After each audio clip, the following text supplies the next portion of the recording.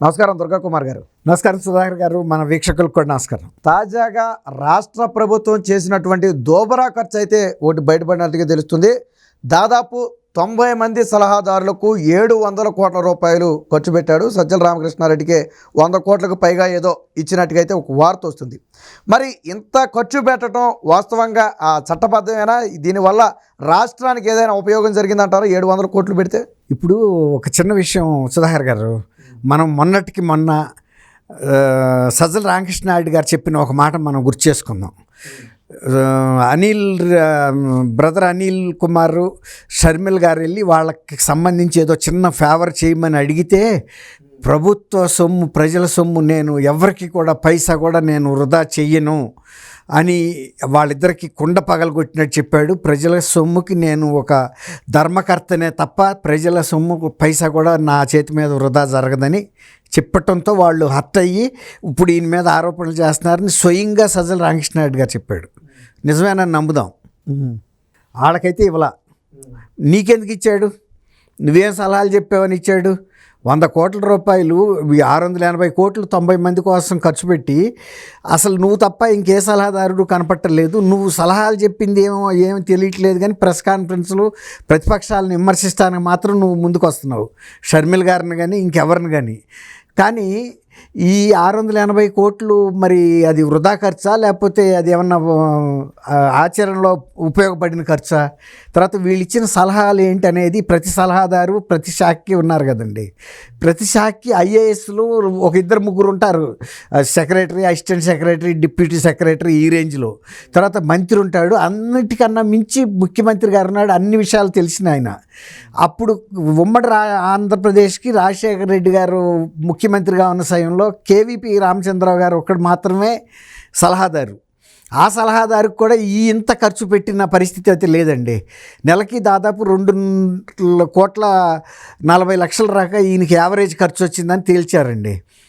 ఎవరు చెప్పారు ఇది? గత చీఫ్ సెక్రటరీ, మాజీ చీఫ్ సెక్రటరీ ఎల్వి సుబ్రహ్మణ్యం గారు చెప్పాడు. అసలు వీళ్ళ లిస్టులు పంపించి వీళ్ళ శాలరీలు పంపించినప్పుడు ఆయన కళ్ళు తిరిగిపోయినాయి అంట. ఇప్పుడు ఇవి విన్న తర్వాత అసలు ఇంకా నిన్న ఒక ఛానల్లో వచ్చిన ప్యానల్ మెంబర్స్ని మీరు ఎలా కూర్చోగలిగారు, నా కళ్ళు తిరిగి కింద పడిపోతున్నాను అన్నాడు. ఆ ఖర్చు చూసి మేము ఎప్పుడు కూడా ఊహించలేదు. ఐఏఎస్ ఆఫీసర్లకి, చీఫ్ సెక్రటరీస్ కూడా 2 లక్షలు 2.5 లక్షలకు మించదు శాలరీ. అలాంటిది ఒక సజ్జల రామకృష్ణారెడ్డి గారికే 2,40,00,000 యావరేజ్ మీద ఖర్చు వచ్చిందంటే అసలు ఎట్లా ఖర్చు పెట్టగలిగారు? అంతకుముందు కూడా రాజశేఖర రెడ్డి గారి టైంలోనే ఒక ఆయన్ని కన్సల్టెంట్గా పెడితే అసలు ఆయనకి ఇచ్చిన ఫండ్స్ని రిఫండ్ ఇచ్చేసేవాడంట. ఎందుకంటే ఖర్చు పెట్టుకోమని ఇస్తే నేను వెళ్ళిన ప్రతి డిపార్ట్మెంట్లోనూ వాళ్ళే కాఫీలు, టీలు అరేంజ్ చేస్తున్నారండి. అట్లాంటప్పుడు ఇంకా నాకు ఖర్చు పెట్టాల్సిన అవసరం రావట్లేదు కదా, నాకెందుకు ఈ ఫండ్స్ అని ఆయన అడిగాడంట. ఏమయ్యా నాయుడు ఏదో ఉంది ఆయన పేరు, నీకు అలాట్ చేసిన డబ్బులు కూడా నువ్వు రిఫండ్ ఎందుకు చేస్తున్నావు, నువ్వు ఎందుకు ఖర్చు పెట్టవంటే, ఖర్చు పెట్టే సందర్భం నాకు ఎక్కడొస్తుంది సార్ అన్నాడంట. ఎందుకు రావట్లేదు అంటే, నేను వెళ్ళినప్పుడల్లా వాళ్ళే కాఫీలు, టీలు, ఇతర ఖర్చులు, నాకు సంబంధించి ఫుడ్ అన్నీ ఏర్పాటు చేస్తున్నారు. అట్లాంటప్పుడు మళ్ళీ నేను గవర్నమెంట్ డబ్బు డ్రా చేయాల్సిన అవసరం ఏముంది సార్? అందుకని నేను గవర్నమెంట్కే సరెండర్ చేస్తున్నా అంట. అప్పుడు అట్లా ఉండేది పరిస్థితి. ఇప్పుడు సజ్జల రామకృష్ణారెడ్డి గారి పరిస్థితి తీసుకుందామండి. సజ్జల రామకృష్ణారెడ్డి గారు ఇంకొక మాట, ఎందుకు నేను ఈ మాట చెప్పాల్సి వస్తుందంటే, ఎల్వి సుబ్రహ్మణ్యం గారు వీళ్ళ శాలరీలు, వీళ్ళని అడ్వైజర్లుగా పెట్టి వీళ్ళ అలవెన్స్లు, వీళ్ళకి ఇస్తున్న ఫెసిలిటీస్ ఇవన్నీ అడిగినప్పుడు ఆయన మరి నోట్ ఫైల్ రాసుకోవాలి కదండి. వీళ్ళకి ఎలా జస్టిఫికేషన్ రాయాలో, అసలు వీళ్ళ క్వాలిఫికేషన్స్ ఏంటి, వీళ్ళకి ఉన్న నిష్ణాత దేంట్లో ఉంది, ఈ నైపుణ్యం ఏ రంగంలో ఉంది, వీళ్ళకి ఇంత శాలరీ ఇస్తున్నప్పుడు అని అడిగితే అసలు ఆయన్ని పట్టించుకున్న వాళ్ళు లేడంట. ఎప్పుడైతే అది అడిగాడో ఆ అడిగిన వెంటనే ఆయన్ని బాపట్ల పంపించేశారు. చీఫ్ సెక్రటరీ నుంచి అసలు అన్సెరిమోనియస్గా అవమానకర పరిస్థితుల్లో ఒక స్టేట్ చీఫ్ సెక్రటరీని కనుక ట్రాన్స్ఫర్ చేస్తే బాపట్ల లాంటి ఒక మండల హెడ్ క్వార్టరో లేకపోతే మహా అయితే డివిజన్ హెడ్ క్వార్టరో, అట్లాంటిది ఇంతవరకు ఇండియా చరిత్రలో ఎక్కడ, భారతదేశ చరిత్రలో జరిగి ఉండదండి. ఒక చీఫ్ సెక్రటరీని ఇష్టంలో అయితే లాంగ్ లీవ్ మీద వెళ్ళమని అడుగుతారు తప్ప ఇట్లా అవమానకరంగా చేశారు ఆయన. ఆ తర్వాత ఆయన ఎట్లాగో లాంగ్ లీవ్ పెట్టాడు, వేరే మాట. ఎప్పుడైతే ఆయన క్వాలిఫికేషన్ అడిగాడో ఆయన కుర్చీకి ఎసరు వచ్చేసింది. ఎందుకు అడిగాడంటే ఆయన ఇప్పుడు 1979లో నేను రామకృష్ణారెడ్డి గారు ఇంకొక 17-18 మంది ఒకేసారి ఈనాడులో సెలెక్ట్ అయ్యామండి. ఆయన మహా ఉంటే బీకామ్ అయి ఉండొచ్చు, మామూలు గ్రాడ్యుయేటే. ఆయనకి 350 స్టైఫండ్ 79లో. నాకు కూడా 350 రూపాయలు స్టైఫండ్, ఆ బ్యాచ్ మొత్తానికి 350 రూపాయలు స్టైఫండ్. అంటే నేను ఎందుకు చెబుతున్నా అంటే 79లో 350 రూపాయలకి స్టైఫండ్ చేసిన వ్యక్తి ఇవాళ 2,40,00,000 ఆంధ్రప్రదేశ్ ప్రభుత్వంలో డ్రా చేశాడంటే ఎక్కడన్నా పొంతన ఉందండి? ఆయన చాలా కాలం జర్నలిస్ట్గా పనిచేశాడు, ఉదయంలో కూడా పనిచేశాడు. జర్నలిస్ట్గా పనిచేసినప్పుడు ఎంతో చూడొచ్చు, సుమారు 2,500 ఉదయంలో ఉండొచ్చండి యావరేజ్ మీద. ఉదయంలో అంటే అది 1990 ప్రాంతంలో యావరేజ్గా 2,500. మరి ఆయన సాక్షి పేపర్కి తీసుకెళ్ళినప్పుడు 15,000-20,000 30,000 కూడా ఆయన సొంత పేపర్ కాబట్టి ఇచ్చి ఉండొచ్చు ఆయన. అంటే నేను ఎందుకు కంపేర్ చేస్తున్నా అంటే అసలు అంత ఆయన క్వాలిఫికేషన్స్ అడిగినప్పుడు నిజంగా కనుక వీళ్ళకి చాలా హై క్వాలిఫికేషన్స్ ఉండి ఫారిన్ రిటర్న్స్ అయ్యి ఉండి ఎన్విరాన్మెంట్ మీదో ఫైనాన్స్ మీదో సపోజ్ ఇప్పుడు మన్మోహన్ సింగ్ లాంటి క్వాలిఫికేషన్స్ ఉన్నాయనుకోండి, పని ఇచ్చారంటే కూడా అర్థం ఉంది, అవగాహన చేసుకోవచ్చు. వీళ్ళంతా మామూలు గ్రాడ్యుయేట్స్ అండి. కొంతమంది గ్రాడ్యుయేట్స్ కాని వ్యక్తులు కూడా ఇది ఎందుకు ఇచ్చారంటే వీళ్ళకి ఈ పోస్టులు జగన్మోహన్ రెడ్డి గారితో ఉన్న సన్నిహితత్వం వలన ఒక పునరావాసం లాగా ఇచ్చారు. ఎట్లాగూ ఇది ప్రజల సొమ్మే కదా అని ఎంత అంటే అంత ఇచ్చేశారు, ఒక లాజిక్ లేదు దానికి. అదే ఐఏఎస్ ఆఫీసర్లకైతే ఇంత అని ఉంటుంది. ఇప్పుడు ఎక్కడైనా చీఫ్ సెక్రటరీకి మించిన శాలరీ ఆ రాష్ట్రంలో ఇంకెవరికి ఇవ్వడానికి వీల్లేదు కదండి. Chief secretary is the top. అట్లాగే ఇండియాలో రాష్ట్రపతి గారి కన్నా ఎక్కువ శాలరీ ఎవరికి ఇవ్వటానికి లేదు, ఉపరాష్ట్రపతికైనా ఇంకైనా. ఇప్పుడు రాష్ట్రపతికి కూడా ఆ విధమైన శాలరీ ఉండదు. అంటే ఇది చాలా అబ్నార్మల్. ఆయన నిన్న నా కళ్ళు తిరిగిపోతానని చెప్పాడు. అంటే ఆయన ఊహకు కూడా అందలా. ఆ తర్వాత వీళ్ళు ఎంతెంత వేసుకున్నారో అప్పుడు ఆయన లేడు కదండి చీఫ్ సెక్రటరీగా, అప్పటికే ఆయన్ని బయటికి తోసేశారు. ఈ మొత్తం వ్యవహారం కనుక రేపు ఏదన్నా ప్రభుత్వం మారినప్పుడు కనుక స్క్రూటినీ జరిగిందనుకోండి, అసలు దీన్ని ఎట్లా సమర్థించుకోగలుగుతారండి ఎవరైనా కూడా.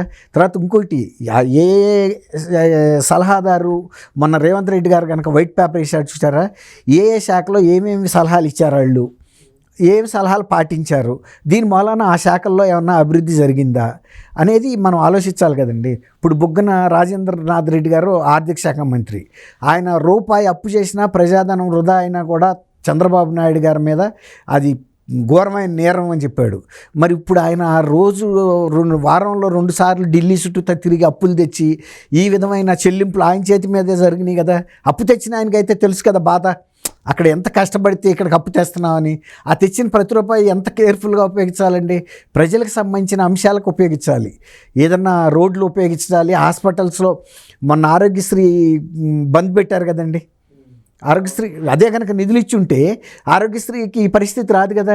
ఇట్లాంటి అనుత్పాదక వ్యక్తుల మీద వృధా చేసే బదులు దాన్ని ఉత్పాదకత పనిచేసేటట్టుగా ప్రజలకి లబ్ధి జరిగేటట్టుగా కనుక ఉపయోగిస్తే గృహ నిర్మాణంలో కానీ లేకపోతే సోషల్ వెల్ఫేర్ హాస్టల్స్ ఇంప్రూవ్మెంట్లో కానీ దళితులకు ఉపయోగపడేది, ట్రైబల్స్కి ఉపయోగపడేది, గిరిజనులకి అలాంటి వాటికి పెట్టాలి. కానీ ఇప్పటికే ఇంకోటి సుధాకర్ గారు ఇక్కడ ఒక విషయం చెప్పాలి. ఇప్పుడు రామకృష్ణారెడ్డి రాగానే మాకు ఇంకో సహచరుడు రామచంద్రమూర్తి గారని ఉన్నారు, కొండముద్దు రామచంద్రమూర్తి గారిని. ఆయన ఉదయం ఎడిటర్గా చేశారు, సాక్షిలో కూడా ఈయనలాగా డైరెక్టర్గా చేశారు. ఆయనకి కూడా ఈ సలహాదారు పదవి ఇచ్చారు, సాక్షిలో చేశాడు కదా అని. కానీ ఆయన అక్కడికి వెళ్ళిన తర్వాత ఏమర్థమైందంటే మనం కేవలం ప్రజల సొమ్ము వృధాగా ఫ్రీగా తింటమే, అప్పనంగా తినటం తప్ప మనం చేయగలిగింది ఏమి లేదు. వీళ్ళెవరికి ముఖ్యమంత్రి అపాయింట్మెంట్ కూడా ఇవ్వడం. ఎప్పుడన్నా పిలిచి ఏదైనా సలహాలు అడిగితే, ఇప్పుడు ఏదైనా ఎవరన్నా కూలి కూడా మనం పని చేయకుండా ఇస్తే తీసుకోవాలంటే సిగ్గుపడతాడండి. తను 500 రూపాయలు కూలికి వచ్చాడంటే 500 రూపాయలు పని చేస్తేనే తీసుకోగలుగుతాడు తృప్తిగా. అదే చేయకుండా కనుక రుణగ్రస్తంగా తీసుకోమంటే ఎవరు తీసుకోరు కదండి. అట్ట 3 సలహాదారులు రాజీనామా చేశారు ఫస్ట్ 1 వీక్ 1 మంత్ లోపలే. అర్థమైపోయింది ఇది కేవలం పునరావాసంగా మనకి గ్రాసంలాగా ఇస్తున్నారు, మన సలహాలు ఏం అక్కర్లేదు. వీళ్ళు ఎవరి సలహాలు లేకుండానే ఆయన 150 సీట్లు గెలుచుకోగలిగాడు కదండి. ఆ రోజు ఈ సలహాదారులు ఎవరు లేరు కదా. ఇప్పుడు ఈ సలహాదారులు వచ్చిన తర్వాత పరిపాలన ఎంత బాగా ఉండాలి. కానీ మరి ఇన్నిసార్లు ప్రతి చిన్న విషయంకి సుప్రీంకోర్టు దాకా వెళ్ళి సుప్రీంకోర్టులతో చివాట్లు తిని వచ్చారు కదా. నిన్నటి కాక మొన్న ఆర్థిక శాఖ కనుక కాంట్రాక్టర్లకి పేమెంట్ ఇవ్వకపోతే హైకోర్టు ఏం చెప్పిందండి, ప్రిన్సిపల్ సెక్రటరీ ఫైనాన్స్ రావాలి ఇక్కడికి, వచ్చి మాకు సమాధానం చెప్పాలి, వితిన్ 10 days లోపల వాళ్ళకి పేమెంట్ ఇవ్వమన్నారు. అసలు ఆర్థికంగా మీరు వాళ్ళ దగ్గర పని తీసేసుకున్న తర్వాత మళ్ళీ వాళ్ళు వెళ్ళి కోర్టు దగ్గర ఆర్డర్ తెచ్చుకోవాల్సిన అవసరం ఏముందండి? ఇప్పుడు 2 కోట్లు 2,40,00,000 ఒక సలహాదారు మీద ఖర్చు పెడుతున్నారు కదా, అతను ఆల్రెడీ మీకు ఇన్వెస్ట్మెంట్ పెట్టి పని చేసేసాడు బయట నుంచి అప్పు తెచ్చి. అతనికి ఇవ్వకుండా ఇట్లాంటి రుణగ్రస్తపు పేమెంట్లు ఎందుకు చేస్తున్నారండి? ఇది ప్రజలకు ఏమైనా ఉపయోగపడేదేనా? ప్రజలకు తెలీదా? 90 మంది సలహాదారులు అసలు అట్లాంటి మంత్రులు ఎందుకు పని? మంత్రులన్నా తీసేయాల్సింది, లేకపోతే ఐఏఎస్ ఆఫీసర్లన్నా సెంటర్కి సరెండర్ చేసేయాల్సింది. మేము ఆల్రెడీ అంతకన్నా ఎక్స్పర్ట్స్ని సలహాదారులుగా పెట్టుకున్నాము, వాళ్ళకన్నా ఎక్కువ శాలరీలు కూడా ఇస్తున్నాము. డూప్లికేషన్ కదా. ఇప్పుడు స్టేట్ గవర్నమెంట్ ట్రెజరీ నుంచి ఐఏఎస్లకు ఇవ్వాలి. అదే కనుక ఐఏఎస్లు కనుక మాకు వద్దని కనుక సరెండర్ చేస్తే చాలా రాష్ట్రాలు ఎదురు చూస్తున్నాయి షార్టేజ్ ఆఫ్ ఐఏఎస్ ఆఫీసర్స్. అట్లా వాళ్ళని ఇతర రాష్ట్రాలకు పంపుకునే వాళ్ళు రాష్ట్రంలో బడ్జెట్ శాలరీలు తప్పే కదా. డూప్లికేషను. ఆయన ఇంకొక మాట చెప్పాడండి సుబ్రహ్మణ్యం గారు, జగన్మోహన్ రెడ్డి గారి మంత్రిమండలిలో చాలా సౌమ్యుడు, చాలా వివాదాస్పద కాని వ్యక్తి ఒక ఆయన, నిరాడంబరమైన ఒక మంత్రి గారు ఆయన దగ్గరికి వచ్చి అడిగాడంటే, ఏమండి సుబ్రహ్మణ్యం గారు, మీరు చాలా సీనియర్ ఐఏఎస్ ఆఫీసర్ కదా, ఇప్పుడు మా శాఖలో ఇంతమంది సలహాదారులను పెట్టారు, 3-4, అసలు వాళ్ళు ఎవరో కూడా నాకు తెలియదు, అసలు ఇప్పుడు నా పరిస్థితి ఏంటని అడిగాడంట. నాకు మంత్రిగా నా దగ్గరికి ఏమైనా ఫైళ్ళు వస్తాయా, రావా?